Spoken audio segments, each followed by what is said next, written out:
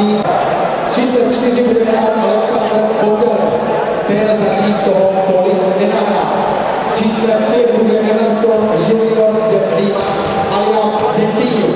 Ten bude hrát v číslem 5, to je ten hráč, který je teď přede mnou, tady má nohu na míči, ten má fantastické střely ze střední vzdálenosti, dobře si ho provedl. S číslem 15 Rafael Duroval da Costa, to je ten maličký futsalista takový, ten máme proti 15, skvělý ples takového, řekněme, robustnějšího vzrůstu, výborně technicky vybavený, připravuje příležitosti pro spoluhráče.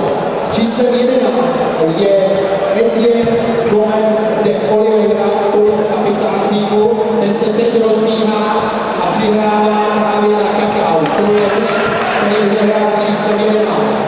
No a číslo 12, to už se vám představil, to je Silo Homosa a Ita Andrea Vestroči, který má podrobnou demonstraci rozhodčí.